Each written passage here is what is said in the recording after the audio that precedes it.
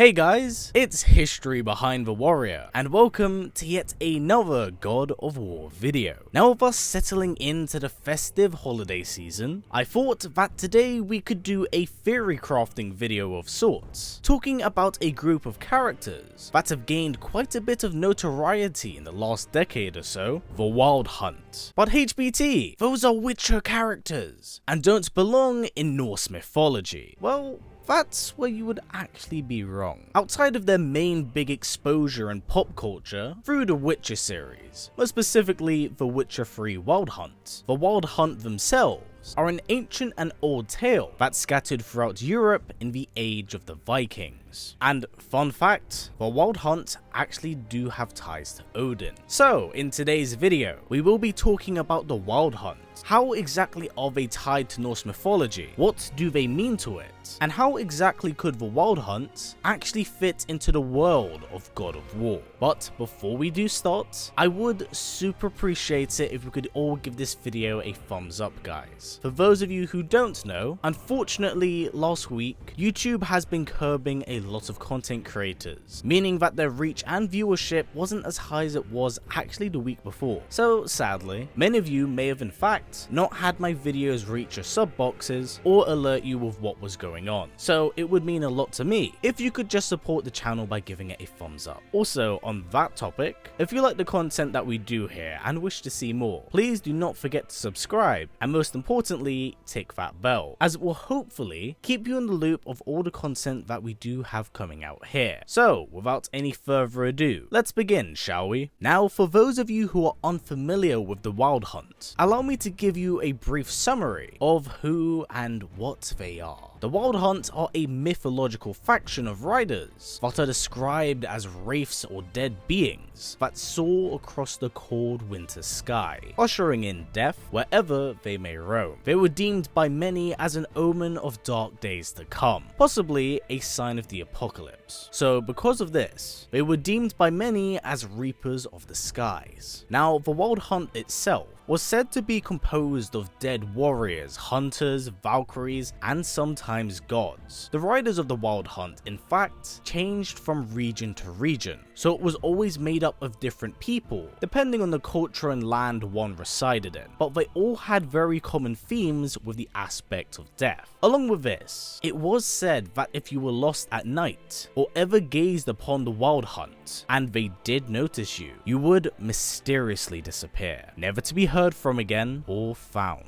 They were quite a spooky legend that spread throughout Europe. And actually because of this, the tales and the stories of the Wild Hunt took many different forms across all of Europe. So yes, it did vary and change from country to country, and the riders that joined the Wild Hunt were quite interesting in that respect, having featured the likes of Arthur Pendragon, Fionn of Ireland, and hell, even in some instances Santa Claus. That is something I want to see. But the most infamous of riders amongst the Wild Hunt, and even being considered its leader, was none other than the All-Father Odin. Now this may actually be due to the very broad term and nature of the Wild Hunt itself. The Wild Hunt is depicted as riders roaming across the night sky, and this is something Odin and his Valkyries would do as they guide the warriors of the dead into the afterlife of Valhalla through the night sky. So whilst not depicted as villainous, Odin falls under the term of Wild Hunt due to his preparations of Ragnarok. This version of the Wild Hunt, and Odin's depiction as its leader, in fact derives from Germany, having become so popular in that region that it continued to spread throughout Western Europe, inspiring many with this depiction of Odin. So with that being said, how exactly could these ideas and concepts be brought across into a world like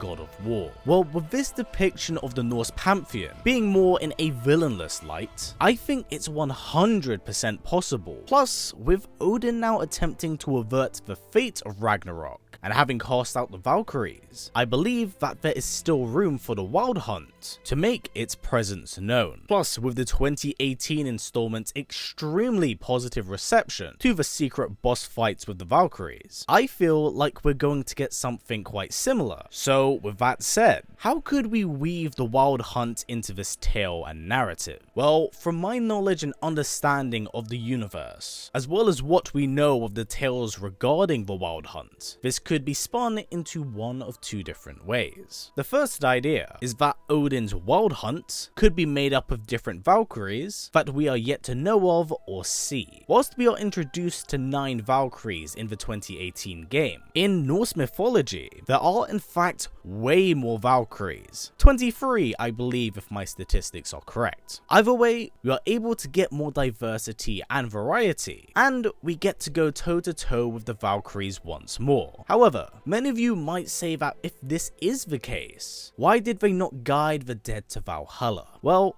let's not forget, Odin's main objective in this series is to have total control over Ragnarok. This whole scenario could have been a situation where Odin possibly grew tired of the old Valkyries as they did not bend to his will, and thus upon casting them out, would then go on to make others, ones that he would brand as his Wild Hunt. And we know that this idea is actually very possible in the world of God of War, as it was Odin that gave Freya Valkyrie wings after they got married and sired a child. So the Wild Hunt here could be a very twisted and weaponized version of the Valkyries, tailoring and enforcing Odin's will. Now, our next idea is that the Wild Hunt is a completely separate faction from the Valkyries, riding their horses across the sky, very similar in that respect to Odin's own steed, Sleipnir. I mean, hell, this faction could be something that Odin even made after retiring the Valkyries, as it falls into his idea of controlling Ragnarok once again, having ageless warriors steer throughout the sky, looking to enforce his will during Fimbulwinter. What also actually helps this idea is that it ties into the omens surrounding the Wild Hunt, that wherever they walk, they bring death and are a sign of the apocalypse. And since God of War Ragnarok is taking place during Fimbulwinter, the ideas do tie themselves together, so the narrative is able to thread and weave its way in and out of the established lore and source material. Now, whilst the idea of Odin being a member of the Wild Hunt isn't directly taken from Norse mythology, as it was inspired by Germanic tales, one thing that we must keep in mind is that a big thing surrounding the new age of God of War is that it's not just about fighting the tyrannical Norse gods, but taking influence and ideas from far away lands. It helps build up the world of God of War and shows that there is so much more beyond what we've seen. It adds a lot to the world and universe, making it seem like the ideas and potential of where we go next is limitless. So by taking influence of different tales of Odin's history and Norse mythology, you're able to interpret the universe in a completely different manner. It adds more lenses and freedom to the world, so narratively you can be a little bit more flexible with some of the ideas you incorporate here. So with that said, that has really been it for me when it's come to this theory crafting video of how the Wild Hunt could be incorporated into the world of God of War. Remember, please do all take this with the smallest grain of salt, as it's a fun little idea, but to me, I think the Wild Hunt are a really cool faction in Europe's folklore. The mystique of ghost riders crawling across the sky, instilling fear in the world of man, makes them such an interesting adversary to go up against. And you know, with them pretty much already establishing that we will be going toe to toe with the likes of Freya, Thor and Odin, I couldn't help but wonder and somewhat theorize what other enemies from Asgard will we be going up against, as we have seen